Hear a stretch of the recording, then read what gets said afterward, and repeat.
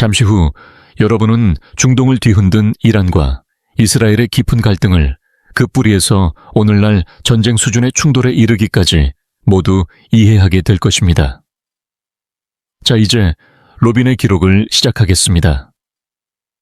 오늘날 이란과 이스라엘은 국가 간 외교 관계는 물론 국민 감정의 차원에서도 극단적인 적대 상태를 이어가고 있습니다. 이스라엘은 여러 무슬림 국가들과 긴장을 겪고 있지만 그 중에서도 이란과의 대립은 가장 심각한 수준으로 평가됩니다.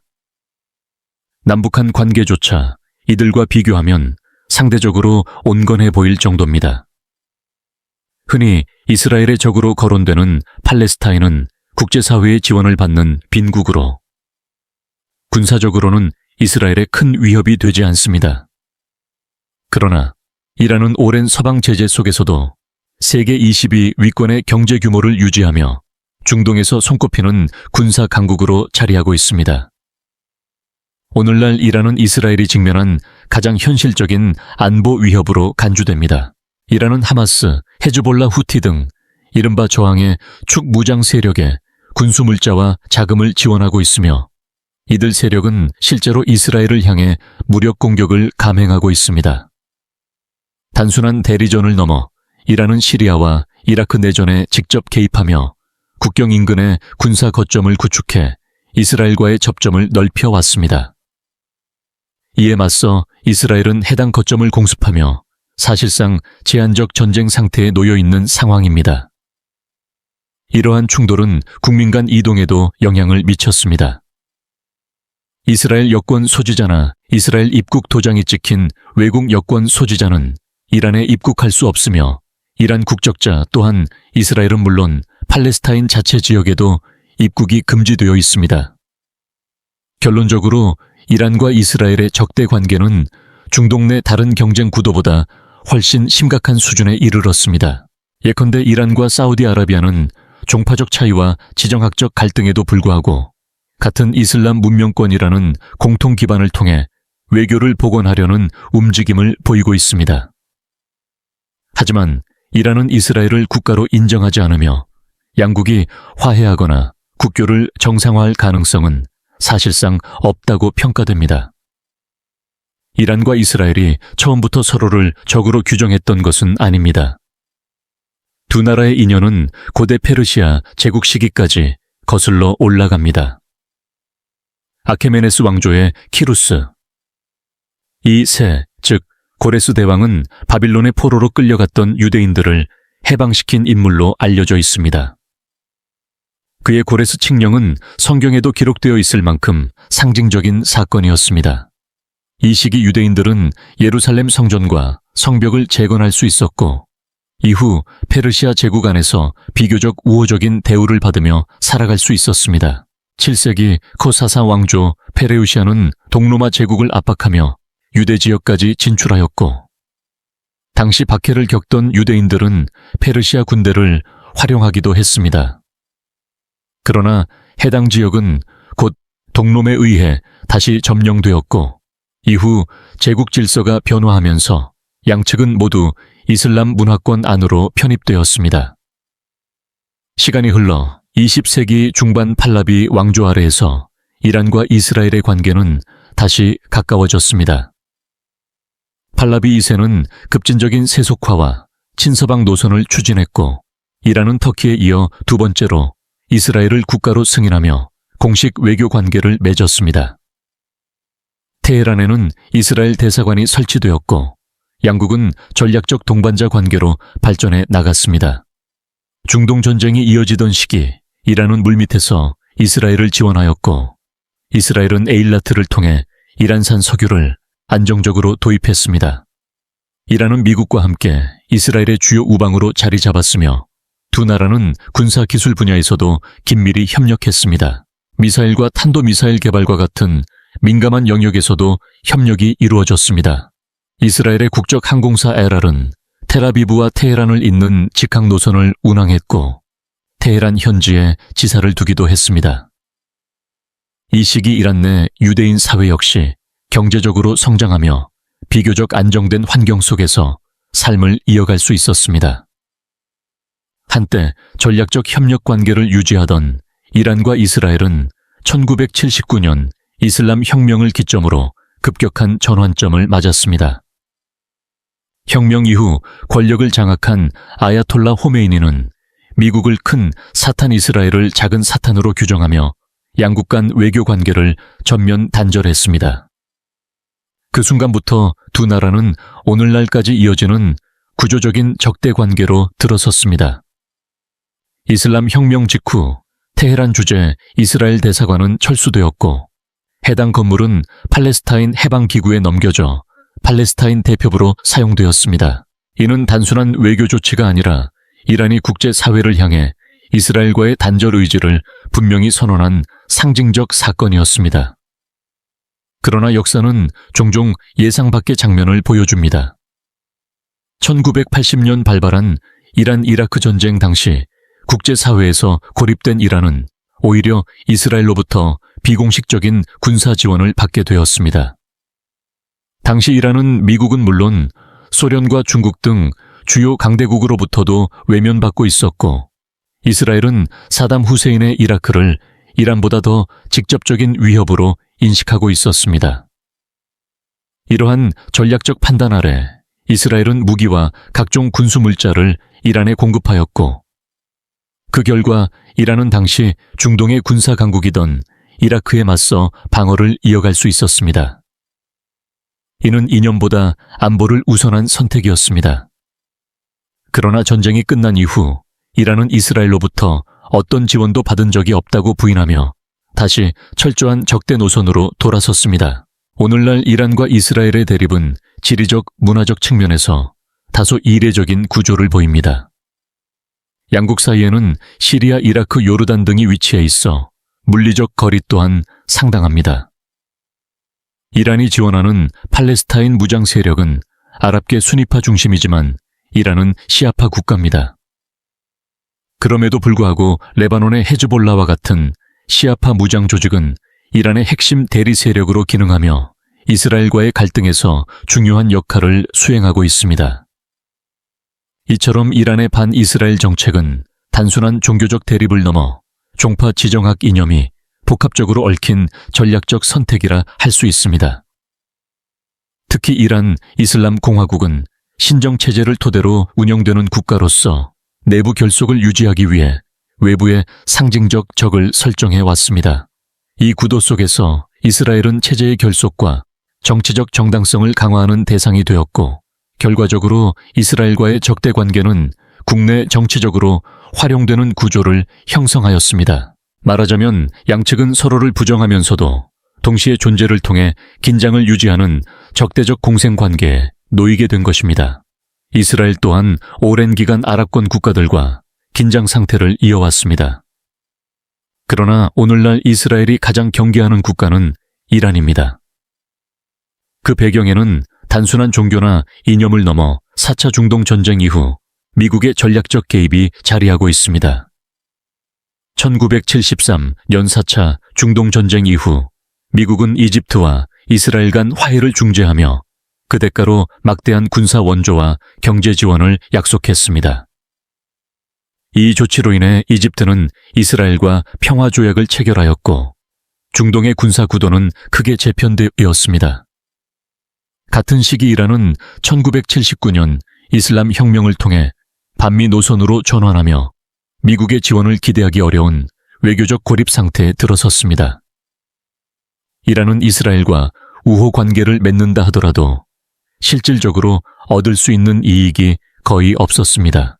요르단 역시 미국의 중재 아래 이스라엘과 관계를 정상화하였고 그 결과 이스라엘은 이집트와 요르단과의 전면전을 피한 채 시리아 레바논의 일부 군사 세력이나 소규모 게릴라 조직에 대응하는 구조로 전략을 전환하게 되었습니다. 이러한 환경 속에서 이란은 시리아의 바트당 정권, 팔레스타인의 하마스, 레바논의 헤즈볼라 등 반-이스라엘 무장 세력에 대한 지원을 강화하였습니다. 이로 인해 이스라엘과의 충돌은 단순한 국경 분쟁을 넘어 사실상 이란과 이스라엘 간의 지속적인 대리전 양상으로 굳어졌습니다. 이스라엘은 이러한 세력들의 배후에 이란이 있다고 판단하며 자국 안보를 위협하는 최대 요인으로 이란을 지목하게 되었습니다. 결국 이란의 영향력 확대는 군사적 차원을 넘어 이스라엘의 전략적 생존과 직결되는 문제로 인식되기 시작한 것입니다. 만약 지금까지 영상을 시청하시면서 저희가 전해드린 내용이 조금이라도 도움이 되셨다면 댓글에 숫자 1을 남겨주시거나 지금 느끼고 계신 생각이나 감정을 함께 나눠주시기 바랍니다. 아직 구독하지 않으셨다면 지금 구독 버튼을 눌러주시고 알림 설정도 함께 해주세요.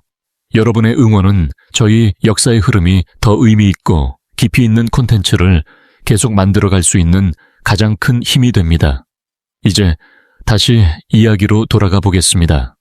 이에 따라 이스라엘은 이란의 영향력 확대를 견제하기 위해 과거 적대 관계에 있었던 수니파 아랍 국가들과의 관계 개선에 보다 적극적으로 나서게 됩니다. 이스라엘이 무너지면 다음은 당신들의 차례라는 메시지는 단순한 수사가 아니라 중동 각국이 체감하는 안보 현실로 전달되었습니다.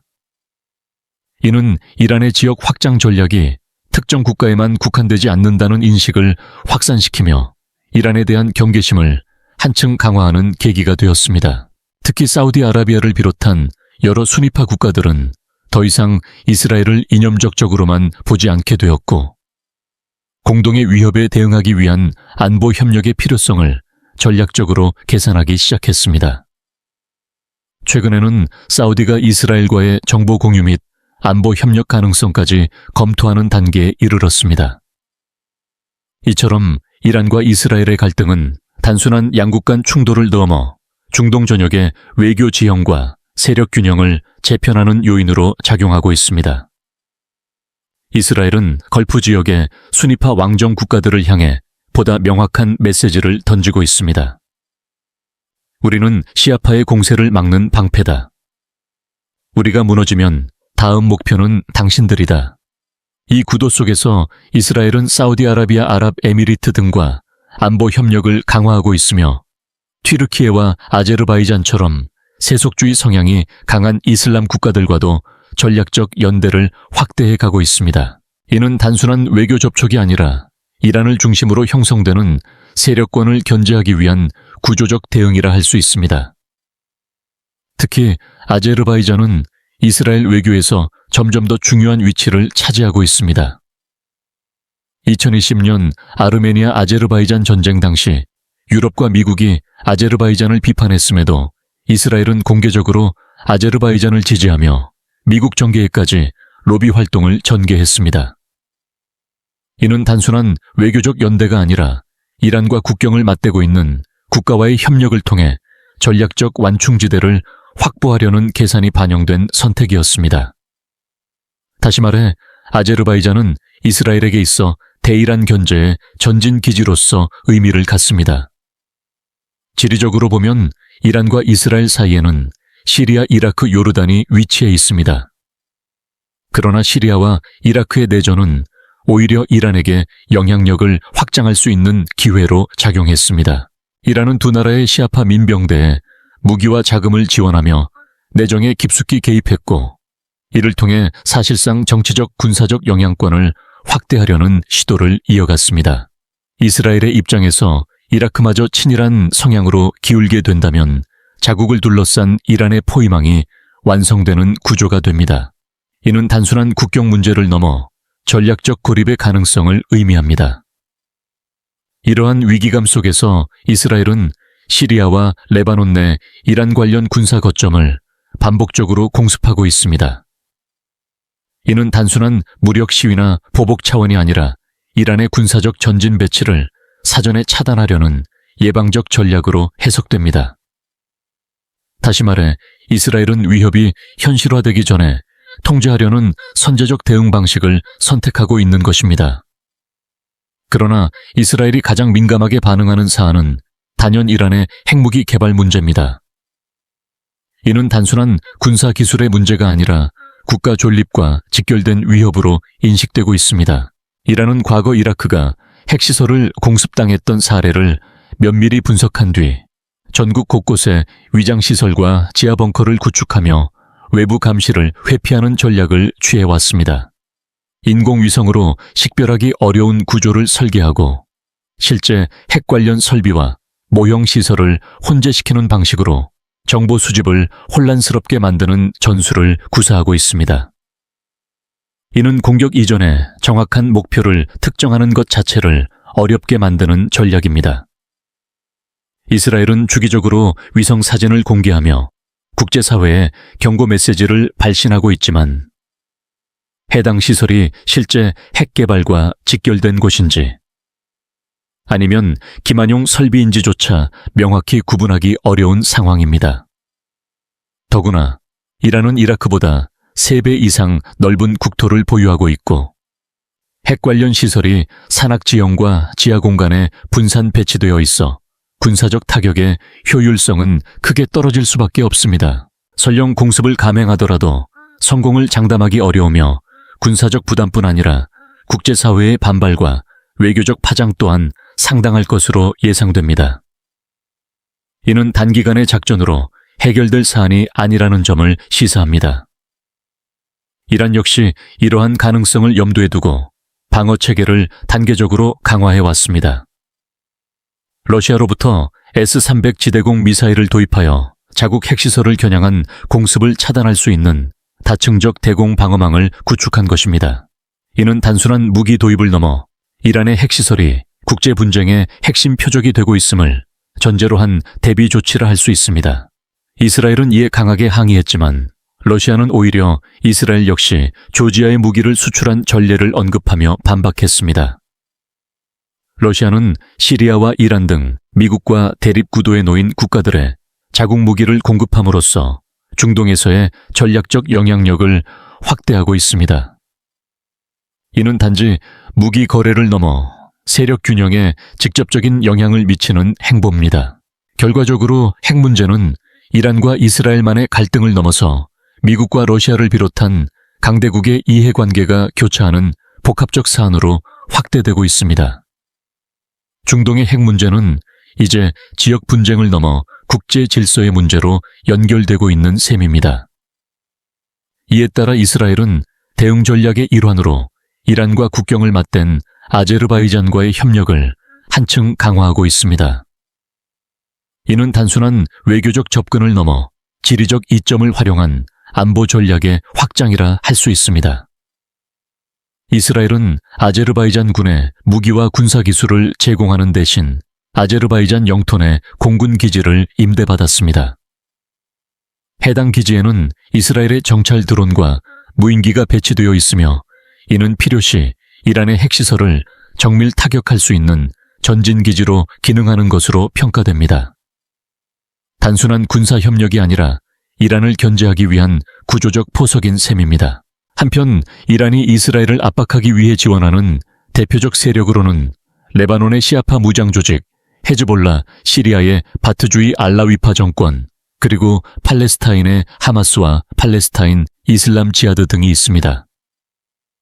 헤즈볼라는 이란의 직접적 혹은 간접적 지원을 받는 대표적인 시아파 무장 세력으로 레바논 남부를 중심으로 군사적 영향력을 행사해 왔습니다.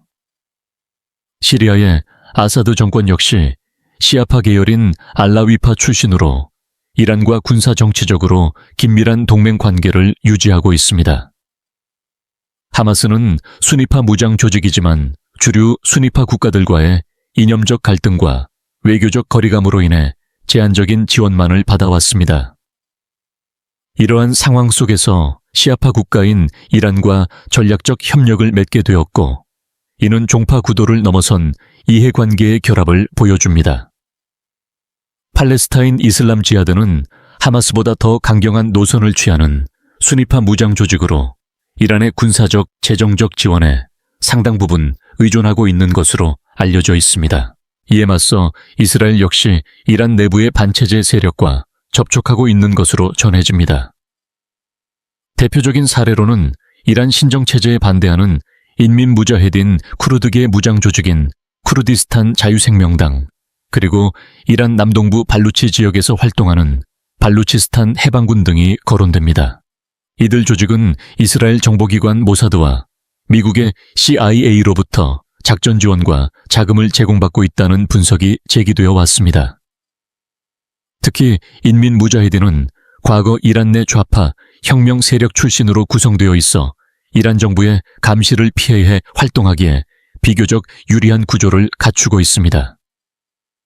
이들은 이스라엘과 미국의 정보 활동을 실질적으로 지원해온 것으로 알려져 있으며 여러 차례 발생한 이란 핵과학자 암살 사건에도 연루된 것으로 전해집니다. 또한 일부 세력은 이란 핵시설에서 발생한 의문의 화재 사고와 테헤란의 비밀 창고에서 극비 핵문서를 탈취한 작전에도 깊이 관여한 것으로 평가되고 있습니다. 이는 이란과 이스라엘 간 갈등이 단순한 군사 충돌을 넘어 정보전과 비밀 작전의 차원으로 확장되어 있음을 보여주는 사례입니다. 그렇다면 왜 순위파 국가들은 팔레스타인 무장 세력에 전면적인 지원을 하지 않는 것일까요?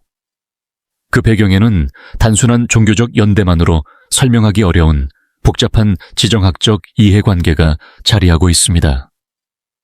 팔레스타인 서부는 이집트 북부는 시리아 동부는 요르단이 각각 영향권을 주장해왔던 지역입니다. 이는 과거 전쟁과 국경 재편 과정에서 형성된 민감한 기억과도 연결되어 있습니다. 이러한 역사적 맥락 속에서 이들 국가는 팔레스타인 독립을 공개적으로 강하게 지지할 경우 자국 내 소수민족 문제나 난민 문제, 더 나아가 국경 분쟁까지 자극할 수 있다는 부담을 안고 있습니다. 겉으로는 연대를 표명하지만 무기나 자금과 같은 실질적 지원은 제한적인 수준에 머무는 이유가 여기에 있습니다. 반면 이란은 하마스를 비롯한 일부 무장 세력에 대해 비교적 직접적인 지원을 이어가며 외부의 시선을 크게 의식하지 않는 몇 안 되는 국가로 평가됩니다.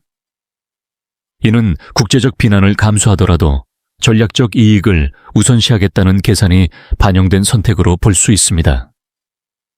이를 통해 이란은 중동 내에서 독자적인 영향력을 확대해 왔습니다. 특히 시리아와 이라크가 IS의 공격과 점령으로 극심한 혼란에 빠졌던 시기, 이란은 시아파 민병대를 앞세워 적극 개입하였습니다. 동시에 튀르키예와 카타르 역시 각자의 이해관계에 따라 순위파 세력을 지원하며 분쟁에 관여하였습니다. 그 결과 두 국가의 주권은 상당 부분 외부 세력의 영향 아래 놓이게 되었고 내정 안정 역시 크게 흔들렸습니다.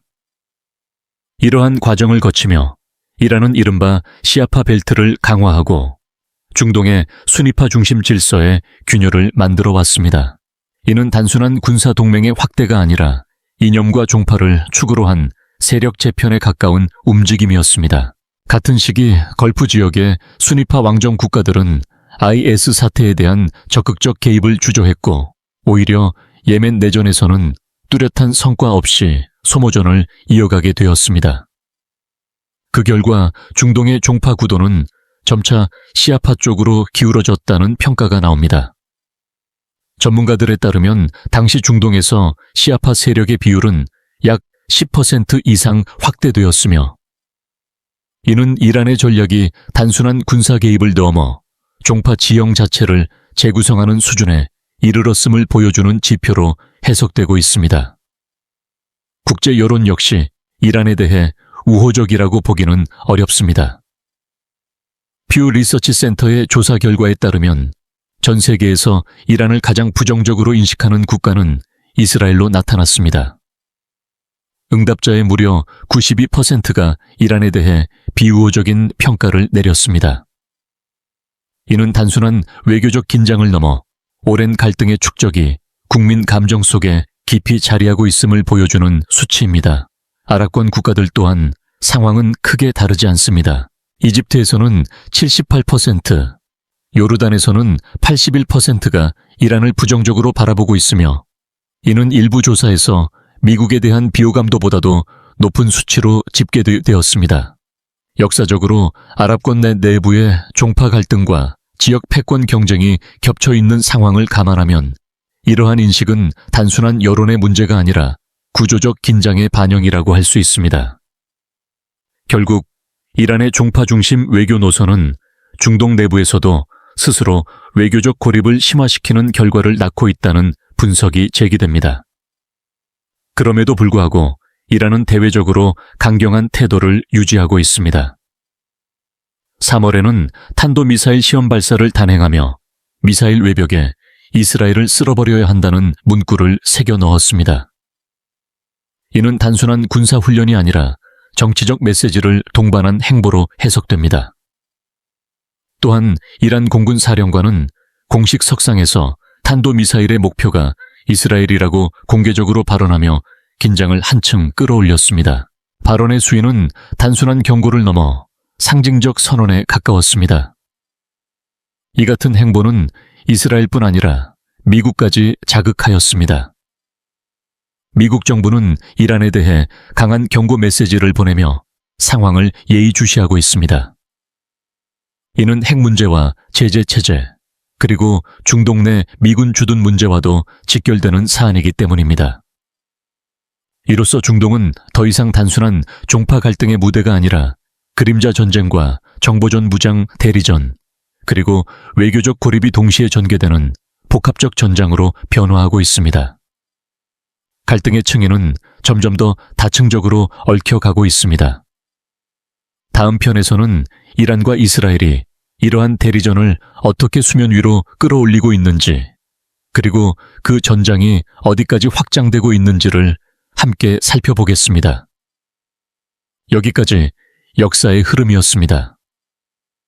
이 영상이 흥미롭고 내용이 정말 유익하다고 느끼셨다면 좋아요를 눌러주시고 채널 구독과 함께 이 영상이 필요할 것 같은 분들과도 공유해 주세요. 여러분의 응원이 있기에 저희 역사의 흐름은 의미 있고 실질적인 가치를 담은 콘텐츠를 계속 만들어갈 수 있습니다. 끝까지 시청해 주셔서 진심으로 감사드립니다. 다음 영상에서 다시 뵙겠습니다.